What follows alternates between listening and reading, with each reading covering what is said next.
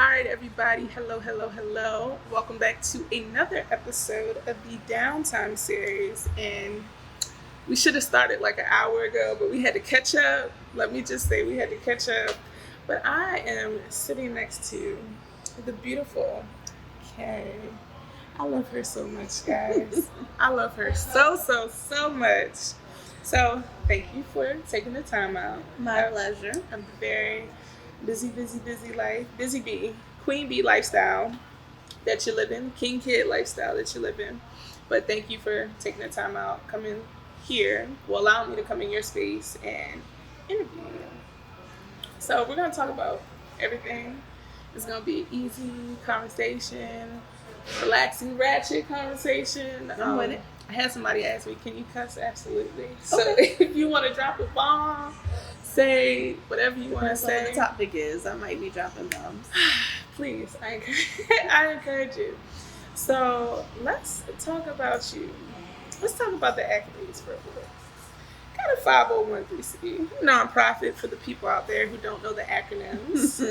You know, everybody be like 501c. What's that?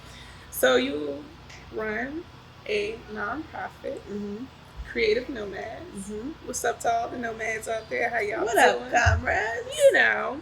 So what has that been like? Because this isn't your first go around. Well, this is the first nonprofit you run. Yes, but this isn't the first thing that you ran. So what has Creative Nomads been like for you and running that and getting involved? How'd you even get started? How'd you get a 501c? Let's start there. Like C3. Oh, C3, excuse me. How did that, So it actually started with the first venture, Gypsy Soul. After doing that for about, dang near 12 years, one of the things that I wanted to do was called the Blue Room. I have no idea why I wanted to name it the Blue Room. I like it. But that was the first idea when it came to doing a nonprofit. And one of the ways that the Blue Room was going to work was to have Gypsy Soul and Ear Candy, which was our most popular platform, fund the nonprofit, the Blue Room. So what the Blue Room was going to do, which Creative Nomads now does, is to assist artists. So as I was working with Gypsy Soul and we would have artists come in, some artists have horrible managers for various reasons. Either they just didn't have a great attitude and they knew everything they were doing. They just was not a nice person to work with. Or you have somebody who was sweet as I don't know what, their cousin or something along those lines, but they had no business experience with being a manager. And therefore they were dropping the ball on a few things. So I see people who had talent but just weren't going to go anywhere because of their team. Yeah. So because of that, I want to do professional development for music makers. And that was the premise behind the nonprofit. And then before I was able to do that, I had got a position at a prominent place with music makers. And a lot of my visions for the professional development for those artists, especially emerging artists, I was able to do under that platform. They had the name, they had the money. So I was able to do summits like Tourology, where we talked about all aspects of touring, business beats and inspiration, where we talked about the digital landscape, and we brought Jermaine Dupree. So I was able to do what I wanted to do with the nonprofit, but in somebody else's platform who had the money and who had the name to be able to maximize what the vision was. I think I know that place you speak. Yes. Somebody got media training, y'all. So while there, I just felt like I wasn't being impactful in what I felt my purpose was in regards to helping and assisting artists. And that's why I started Creative Nomads, because again, I wanted to go back to what the original vision was. And the reason why it was renamed from the Blue Room, the idea of the Blue Room, to Creative Nomads, is I wanted to stick with the gypsy nomadic theme that I had with Gypsy Soul and just make it kind of, congruent to that. And so somehow, someway, I came up with Creative Nomads. And there you have it. The Blue Room was transformed into that. Look at that. I just want to talk about the gem that you just dropped. where, you know, you say you see people with all this talent, but your team, the team isn't gonna, the team is your car, and it's not gonna get you there. And I think that's true for a lot of people. They have a team, but that team ain't gonna get you there. So Nope. that's game dropped in what, the first 6 minutes? My God, let me sprinkle some of that. But you have to recognize that you don't have a team that is working towards your best interest or doesn't have the experience or the resources to be able to get you where you want to go. If you know, when you're starting out, you're using what you can get, which is fine because you're just trying to get the experience. But you have to have a plan. So if you know that you're using your cousin who wants you to win, but they don't have all this managerial experience, then as you're networking with your peers, maybe having them speak to somebody else's manager about what they do to give them more experience. See if there's any conferences out there that have any like managerial tracks to be able to put them in there to get some more experience to then be able to help to move you along. Because you have to be aware of that. You can't just be an oblivious artist just wanting to do the songs and the craft, but not know what's going on with the business. Some more gems for them ass. So let me ask you, where did the love for music come from? Because if I'm not mistaken, from Motor City, correct? Motor City? Yeah. No, I'm wrong. It's not Detroit. Yeah. I'm from Illinois. I felt like I know that, but I don't know why I said Detroit. Because it's Midwest. Yeah. Midwest love. Nah, but Illinois, that's okay. What part of Illinois? In the middle. Get out. The middle. So is it like the middle of nowhere or? No, it's a large city in Illinois, probably the second largest, or it was when I was there, but yeah. So what kind of influences did you get from home that kind of like triggered you to have that love for music? Because this woman right here has a love for music. Like, well, when I was growing up, of course, my mom would play like gospel music, so I heard, Fred Hammond and all that growing up. But also, she had like the Stylistics and a whole bunch of other people who were playing, so I really enjoyed that music. But I remember I want to say I was in 7th or 8th grade, and this boy named Jai was like, "Wu-Tang Clan ain't nothing to fuck with," and I was like, "Okay." Cash rules everything around me. Cream, get the money. And I was like, what is going on? It had to be 8th grade. It was 8th grade because the next year I was in high school and I met my first love off of a connection with Wu-Tang. So 8th grade, I'm hearing this. And I'm like, what is this? And I started to, listen to Wu-Tang. Not really hip hop. Wu-Tang is hip hop, but not necessarily me listening to the genre of hip hop. Just that group. But Wu-Tang. And then hearing Takitha on the album and her singing, like, oh, okay. But then I liked other stuff, like D'Angelo was my first concert that I went to when I was 18. I'm jealous, because he don't do them like that no more. He don't. But that was my first concert, for real, with Jazzy Fat Nasties. They opened for him. But there was this, so I remember that, like, that being something, and then going to high school, like I said, connected with my first love off of Wu-Tang because nobody else really liked them. And I was like, how you not like Wu-Tang? Like, something's wrong with you. So it was like, okay, well, you already starting to have different taste than other people because nobody is feeling these dudes and you all gung ho for them. Like, that was like clan of people. Wu-Tang Have forever. You been watching of Mike's and Men? I did not watch it. Oh, not yet. Man. Because I need time, like, because I'm really busy at this moment. I want to have time to be able to actually watch it and take it. Yeah. Right. So I haven't watched it yet. I've heard good things about it. It's probably in July after I get done with like these grants and our summit and all that stuff, and I have time to breathe. Get you some wine. Oh, I'm trying. Yes. Then I can enjoy it and not just watch it and just be like, oh, okay, now to the next thing. No, I want to enjoy it. Blaze, aka Method Man, is still looking like a snack. I'm Ghostface Killer all day. 24. Yes. But then also there was this TV channel that was this black channel, like, and I mean black as in like blank.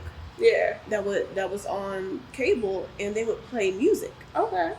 So I remember hearing this song called "My Heart Belongs to You," and I was like, "What is this?"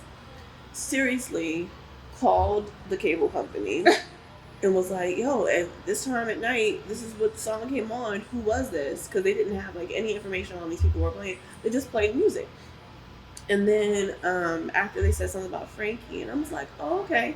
Went to the music store, which they had then. Yeah, they went through an actual catalog and like looked him up, and I was like, "Okay, Frankie, My Heart Belongs to You." This album, I was like, "Oh my gosh, I'm hooked."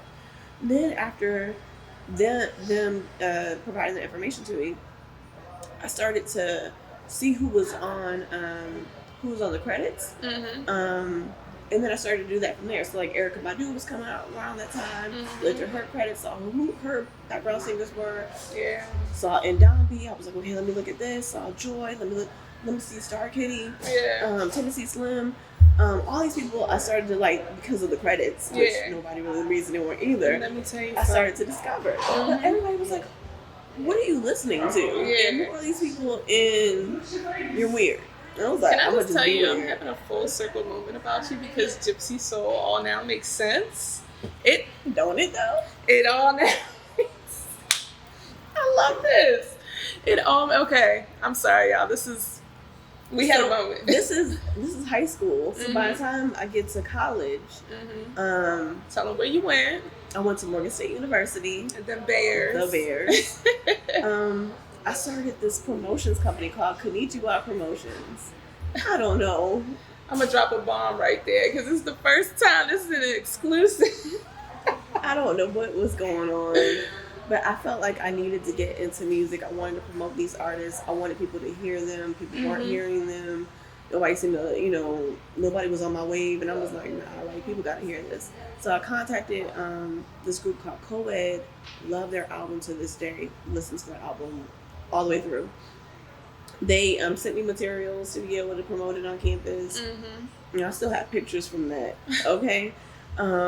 Julie Dexter, I think her album was Dexterity, I think it was that album. She sent me promotional materials. I did promotions on the campus for that. And there's a couple other ones that I also did. But that was just like my first introduction to trying to get inside of entertainment, but also helping people because my thing was nobody seems to know who these people are. Yeah. And I need people to know who they are because they're talented and they're saying things in their music. Yeah. And I don't know. That was just the love. I felt something when I heard the music, and I was like, other people have to feel this too. Yeah. Well, you just did it for me. We could close this whole thing right now if we wanted to. So I think that is amazing, first off, and shout out to Mom for lighting that fire in you because, and I think back to it, like I think that's where, I got my inspiration from is of course hearing the Black gospel, but then also hearing the things that, came before it. Like my mom was real heavy on not just gospel, like the Yolanda Adams and, different hymns and things like that, but she had a taste for soul music. And when I feel like once you get a real dose of soul music, it never dies out. Like it just stays ignited right here. So there was this one song, I don't know why I'm even saying this, but this is how maybe I'm just because I'm an empath, but like the song The Sideshow. Have you heard that song? Will Imagine? I don't know, sing it. Girl, I could play it. Hold on. I do not own the rights to this music, so hold on. It's an older song, right? Hold on. Because I got it on my phone because I got time. Hold on. I think this is what this. Sideshow.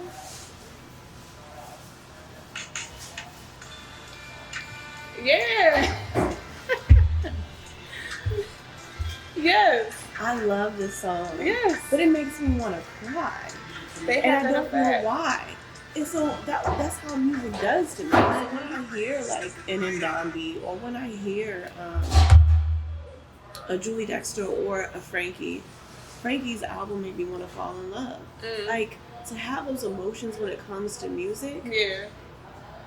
I don't know if everybody feels that way. Like, I don't know if it moves in the way it moves me. Yeah. But to have that feeling, I'm just like, you have to hear this. Yeah. And you got to feel this. And Yeah. maybe because I was just like, just being in a world, even then, back in the 90s, where sometimes people are very cold or very cut off from their emotions, and dealing with people like that, and I feel like it was the best of both worlds though in the 90s. You had a real gritty, hardcore, hip hop music, but then you also had like, I don't want to say the resurgence, but almost like the birth of neo soul. Like it was that D'Angelo, that Erica, that just made you feel something. Like, what? I get chills just thinking about her. Like, ooh. And I feel like sometimes in society, people are so closed off or so numb to certain things that even you have to. Music is the thing that starts to like kind of open them up, kind of like get through those exteriors and allow people to start feeling again, whether it's sad or happy. They're the soundtrack of our lives. Oh my God, I used to be so depressed listening to Faith, but I love listening to Faith. Having those emotions, like I feel like we're sometimes emotionless, and music gives you the outlet to be able to have that emotion. Even if that's not necessarily how you feel at the moment, but to be able to feel. And I think that sometimes we don't feel because we're so busy doing stuff, or we're so busy trying to shut down emotions because we don't want to feel hurt or pain or depression or whatever else, that we no longer just feel anything. So music for me was just like, I really intensely feel these things and I need other people to feel it too. Girl, you're talking about my life. That's why I create the content, because I'm like, oh my God, y'all don't know these people? Like, I need you to know these people, because these people are literally the footprints, the front runners of our culture. I don't care what nobody say. Everybody that you guys have seen on the show, I said, this is my top 5. This is my freshman 5. Like, these people getting 5 mics off the source. For real, I mean that, because you just, even from that, what you just said is like, damn, now I got to follow Kay. See what she like. She's speaking to my soul. And from what you just said is how I felt. So you get that connection there. So, all right. So we talked about your baby, what you're handling right now. So let's divvy a little bit into the work that you do in the schools right now with the babies. Tell us a little bit about that. So even though when I was young, I really wanted a lot of kids, like I wanted a tribe of kids, and I don't have any physical children outside of my body. Currently I have some bonus babies, but I don't have children that I birthed. I never knew or thought that I would be doing education in the schools. I thought the only education that my purpose was for was to help artists and arts professionals get more education when it came to their craft and master the business of what they were doing. I realized at some point that with the lack of education in arts in schools, that good art was going to die out. It was going to eventually happen, pretty much. And so, what better way to not have it die out, but to have professionals go back and teach the babies about the craft. So with Creative Nomads, we have a cycle of learning. So we have successful peers come in and teach emerging peers, the tips and tricks of the trade and things that they learned along their career path. But then also, I know those emerging artists and those successful artists want to go back inside the schools and teach too. So having them go back and talk about songwriting or production or engineering, but then also other arts. So let it be youth yoga or dance of all types, and or our drumming program. So we use African drum to do a few things. Love them, baby. So we do drumming with dad, where we use the African drum for dads to be able to create a space for bonding with their kids, but then also build community with other fathers as well. And then while they're doing that, they're learning about the instrument. They're not necessarily learning for proficiency to be able to go out and do a tour next week, But they're learning about the instrument, they're learning the history of the instrument. But then also, through the learning of the instrument, you have your kids watching you learn. And I know they love it. Yes, and you hear and the kids get to see their dads make music, not just noise, but music. Once they get a hold of it and they're able to follow the instructions and follow the instructor. So we have all those different things, but it's just so rewarding when you see a child in their parents' painting. For a parent to see the creativity that their child has, and then also to see their personalities. Seeing the children who color outside the lines, and see the ones who get frustrated because they want to be inside the lines. Seeing parents who get a chance to let go and actually color and go back to like childhood things and stop actually adulting, but having a moment to be able to do simple stuff is really refreshing to see too, because they have fun. Even when they gotta go back to life and pay bills and deal with their children and just life stuff, having those moments to be able to just let go is so needed. So that's been rewarding in itself, to be able to have these arts programs in the schools, and then also to be able to have our comrades come in, work with kids to be able to do songwriting or production or just talk about the craft, so that our children have an actual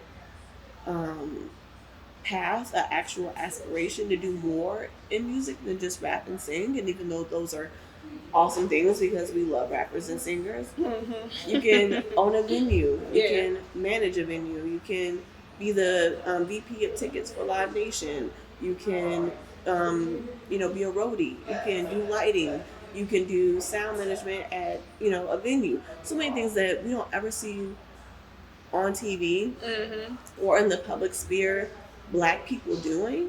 Having them be able to have those people come in and talk to them about what they do gives them the opportunity to have aspirations to do more than that. Right now, all they see is a rapper, a singer, a producer, DJ Khaled, hey. But they also don't see the production and the craft that goes into being a producer and an engineer. So giving them the opportunity to see behind the scenes too, to not just be like, oh, I just want to make beats. I want to be a producer. Or, oh, I want to be a producer in the whole sense of creating a song, the music behind the song, but then also the song with the songwriter, and to do all that. So have to understand the multifaceted, very complicated sometimes aspects of the music industry gives me joy too, because then it sparks in their mind that they can do this, and then we see those next producers, engineers, music executives coming up too, which is really nice. Tell them, say, don't forget me. Make it to that. Hey, shout me out. That's okay. They do what they need to do. Shout me out. Just do the best that they can do at it. Yes. So I think that is amazing, and I'm seeing why you're getting the recognition now, winning grants and things. No, because for real, you really are doing it. A lot of people talk about what they want to do and not really put their mouth where their movement should be, but you got your mouth and your movement in the same place. So Shiro, right here, Shiro. So you talk about creative nomads and what they do, but you also mentioned a comrade.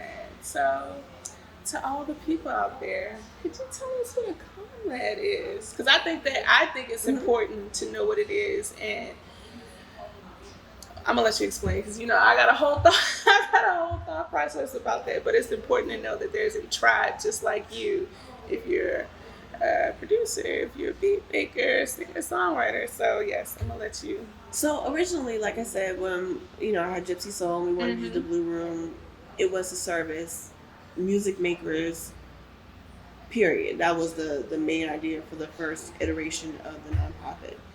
But then when we actually, and I say we because, I have a whole lot of people that I work with and who help to advise, and I bounce a lot of stuff off of people. So when it was actually being created, Creative Nomads, I wanted to service arts professionals, because when it comes to music, there's so many arts that actually go inside of the music industry. So even if it is dance, you got choreography happening in videos and on stage. Even if it is like visual art, you have album art. So that's part of the music industry. You have photographers. You have all these different things that are arts professionals, but not necessarily just the vocalist or the songwriter or the producer or the engineer, but you have all these other aspects, the videographer person who's doing that. So there's different aspects. So we wanted to have a membership of arts professionals, a part of Creative Nomads, and we call them our comrades in arts. That's our program, our membership program for our arts professionals. Our youth are where art starts. That's our youth program, and our professional program are comrades in arts. And so our members who have a complimentary membership are our comrades. And so we do what we can to promote other people who have other organizations that are doing events that will benefit them. We have no problem doing that. Like if you have a workshop or you have a speaker or something that's coming that can benefit our members, we're definitely letting them know about that. We let them know about, residencies or discounts that some studios may have or other organizations are doing. Whatever is going to get them moving along their career path as they plot the industry and they plot to get to their successful. They get to their success place right here on the map, and they then begin to plot to get to their next successful venture. Yeah, whatever we can do to make sure that they have the tools to be able to do that is what we want to do. Complimentary, and for the people out there, like complimentary, that mean free. Right. So we don't want to have barriers to them being able to get the access to the resources. One of the things that I've learned, unfortunately, in this business is that if people don't know your name, all of a sudden you're not necessarily relevant. And so one of the things that we try to instill inside of our members and everybody that we come across is that success is not equal to fame. Just because you don't know their name don't mean they're not successful. And so in order for them to be able to get inside of the culture of realizing that success is not equal fame, we wanted to eliminate the barrier of having like a membership fee, because if we bring ABC, go ahead and name drop, bro. If we bring ABC, we need them to know that because Creative Nomads is bringing ABC, then this person must be somebody that I need to speak to or I need to have connection with. It doesn't have to be somebody quote unquote famous in the mainstream, because there's so many people out here who are living their life off of their craft that they have no idea about, that are award winners, that are chart toppers, that are in their neighborhood. But because they don't have the famous name and they don't know them, then they don't give them the time of day. Disconnect. That's part of the reason why I wanted to create this content, because like you just said, there are people, and you've been in this thing for some time, and you know some people, and guess what? She right in my backyard. She right in your backyard and everybody else's backyard, because we're in downtown Baltimore right now. It's a pleasure to know you, and you got me with my stuff. You introduced me to Grammy U, and I was like, oh my God, who is this woman? I want to be just like her. And she had 1,000,001 things going on, but you never, I hate to say it, but you never acted Hollywood. You are. I try not to. You know, I don't think there's a reason for me to act Hollywood, because it's not me.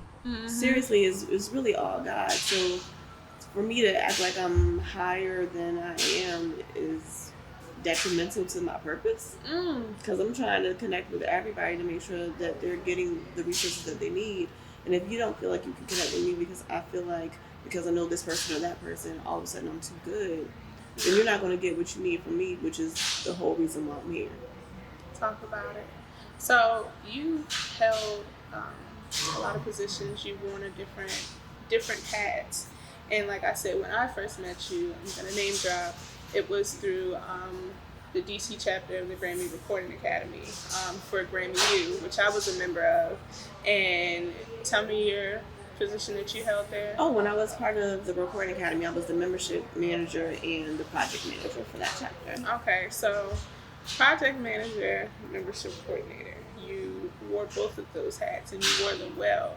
So, like I said, you kind of gave me my introduction into like, hey, this is going on, which she did a damn good job of. Anything that was coming through this city, through, well, Maryland or DC, we knew about it because of her. And she always made sure that the doors were open. So we went to sound checks with artists. We did Q&As with artists. She made sure it got done. Everything got done.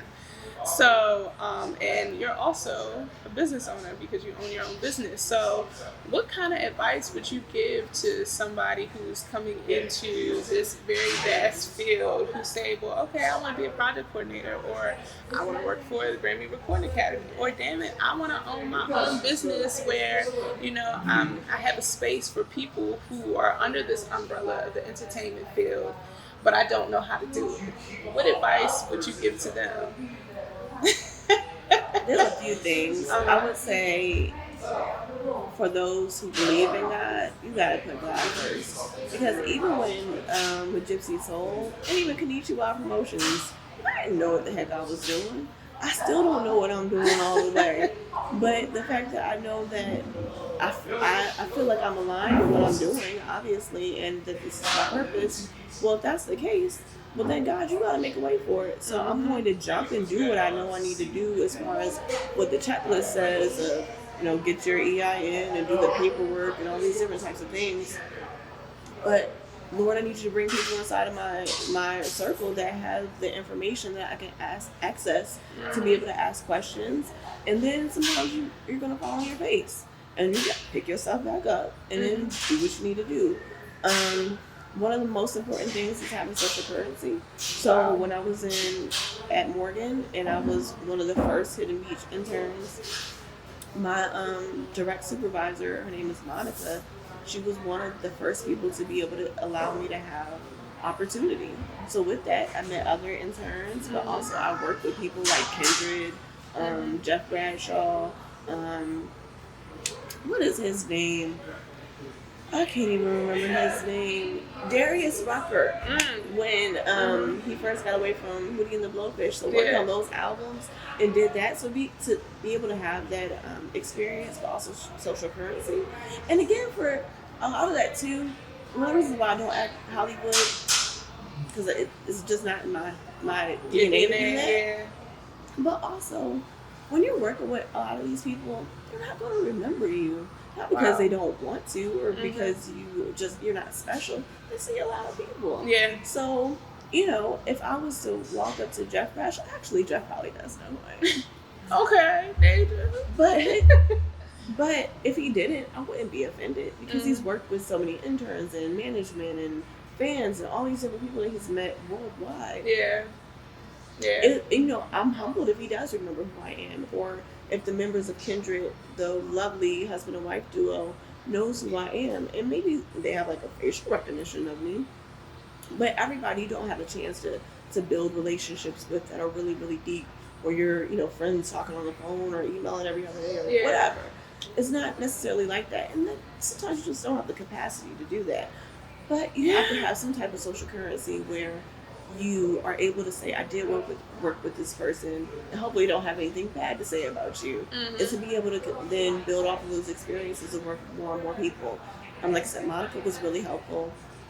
And then when I started Gypsy Soul and I was bringing artists down to Baltimore to be able to perform, she had told with Riceland Entertainment was really instrumental in helping to get artists to Baltimore, whether it was Kimberly Nicole, who was on The Voice, Jesse Boykins, who's done a lot with Red Bull. Oh my God, I love his music. It was Anshia who was bringing them down. Kurt Chambers, who is a phenomenal artist and guitar player. It was because of her that a lot of those connections happened. And even with Eric Roberson, who I absolutely love. You and my mama. I'll be like, hold on, you're supposed to be a woman of God talking about Eric Roberson. Talking about him like that. Eric Roberson. He's the epitome of what an artist is to me. And to be able to work with him, especially through her, she opened a lot of doors for me. But then also Wendy Cherry. Yes. She was, instrumental in the Recording Academy and being able to be part of that chapter, the DC chapter. She opened a lot of doors for me. My big sister, Mr. Cat, with Lil So. She helped open the doors with Gypsy Soul to work with Smirnoff and the Master of the Mix. Wow. It's just been a lot of people who have helped. And so I think that when you are wanting to do this, it's not going to happen overnight. That's one thing. So don't think that tomorrow, you do this for a month and That should be it. Like, oh my no, God, I made it. Nah. not even at all. Yeah. And so having those relationships, even the surface relationships, and being nice to people and seeing how you can benefit them in their careers and what they're doing is pretty much where you need to start. But before you even get to that line of starting, you need to consult with your creator and figure out this is really where you need to be and what your purpose is in this. Jump and then go for it. Get internships. Work for people for free. People don't like to hear that. Woo, say I'm gonna run that back. I'm gonna run that back in there because I worked for free on a whole bunch of stuff. Even internships when I came to college. I was in Huntington Beach, but also I worked for a group called Visionary Marketing Group, where I cut my teeth, and I was able to do the African American Festival in Baltimore, Jazzy Summer Nights. I learned how to do event management, hospitality management, artist management, all those different things. And I wasn't really paid for that. Yeah. But the social currency and the experience were invaluable. Yeah. And so to be able to have proximity to managers and to artists and to all those people, and then be able to add them to your Rolodex and to be able to correspond with them, that's more valuable than getting paid $1,000 for that. Yeah. That lasts for forever. There's people I'm still in touch with now, like Monica, from 18 years ago, who still assist me. There's no monetary value that you could put on that at the time. Okay, you gave me $500 and now I just move on. Nah, none of that. So sometimes you just gotta do stuff for free, and it's not really free. It's just not getting the monetary value, but you have to realize that there's social currency to it, as well as it's experiential currency. So getting that experience and being able to know what you're doing, so when somebody actually pays you, you can do a bomb ass job at it and be like, but you need to pay me more. But you have to cut your teeth somewhere though. Yeah, knowing your worth and adding gratuity to it when you get to that point. But yeah, I think that is amazing advice. And let me just say, this is the first time I've heard social currency. Like, really? Yeah. So I've always called it like the experience, but now it's like cool, like, all right, little name to it, little social currency. That's what I'm building up right now, ladies and gentlemen. I can come up with that. She can take all the rights to that one. So I got another question to ask you, and before I get to my last question, I just want to talk about, through it all. I know every day isn't perfect in this umbrella that we're under in the entertainment field. Do you have any regrets or anything like that? Regrets?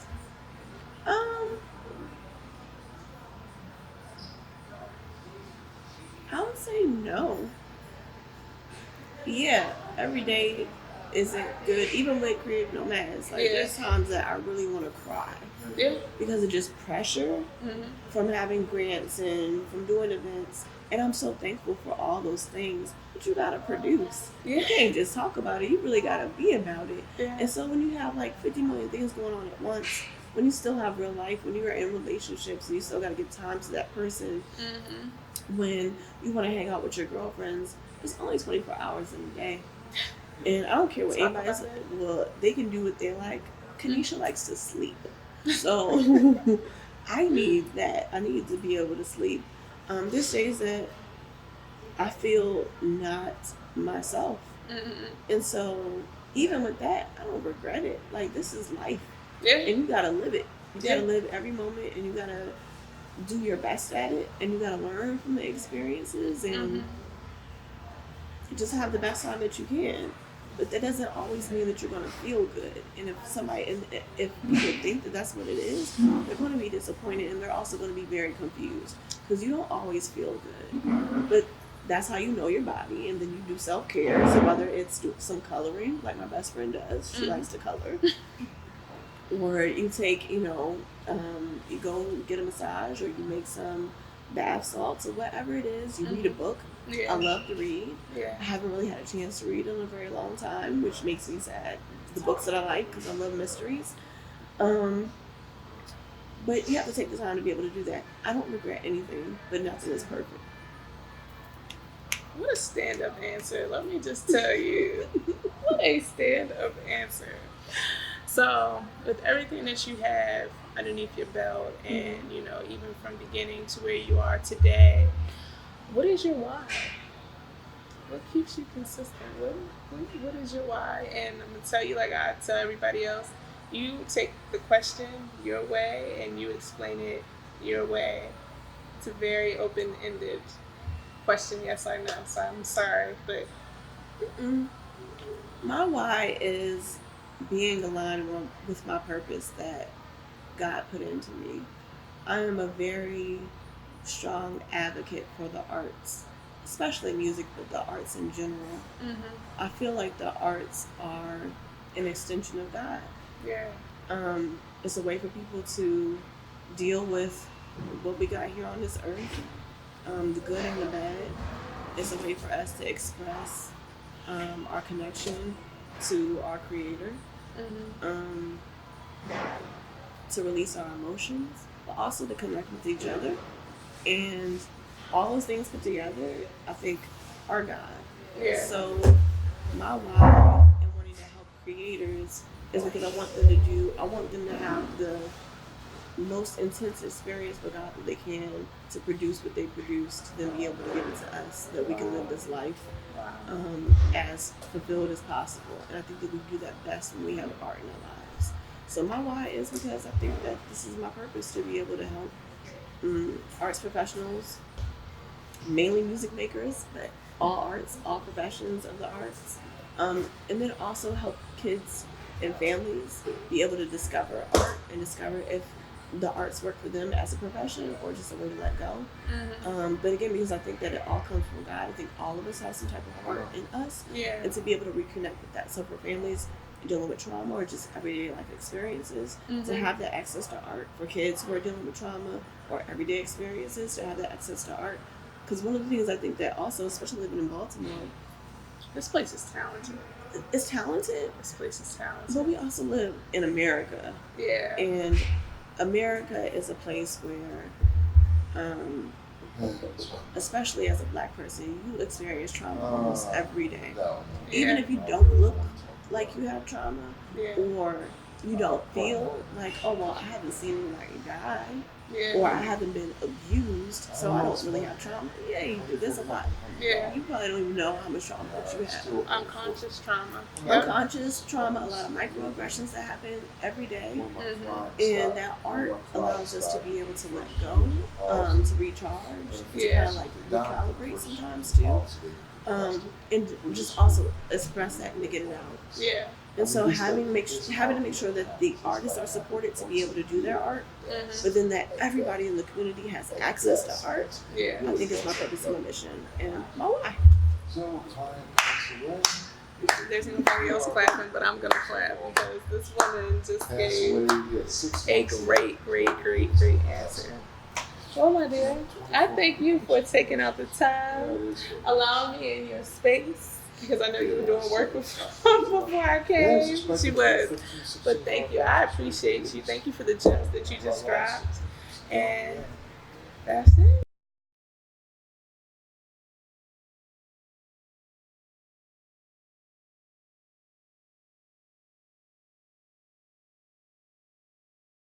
Hold on. Go. Okay, before so we I go. need to like thank some people. This is like my award show right now. Let me go. So first of all, thank you, Monica Young, for all you've done to help spark my career. Thank you, Wendy, for all you've done to help advance my career. Yes. Thank you, Rissy, for all you've done to help expand my influence and my ability to connect with brands to bring with these events and platforms that I do. Thank you to my board, Anshia, Alex, and Matt, for being able to assist creative nomads in, continuing to expand our impact. Thank you to our advisors that will be named really soon, who are coming on to help do this work. Thank you to all the schools and partners that we work with, especially the Judy Centers and the Baltimore school system that allows us to be able to come in and work with these kids to provide enrichment through arts and culture and music. and also to work with families. Thank you to anybody who's ever donated to Creative Nomads. Thank you to anybody who's ever come to any of our events. Thank you to people who came to Gypsy Soul and made sure that they knew that we knew that what we were doing with bringing music to Baltimore was important. Just thank you to anybody who has helped me on my way. Anybody who has said good things. Anybody who has advanced what we were doing and who has love for arts as well. Thank you for continuing to do what you do and for supporting and uplifting me. I appreciate you. Thank you. Ladies and gentlemen, King Kid right here. Yes, I love it. Let me thank you to this woman who opened up the door. I love you so much. I love you. And ladies and gentlemen, that is a wrap. Love it.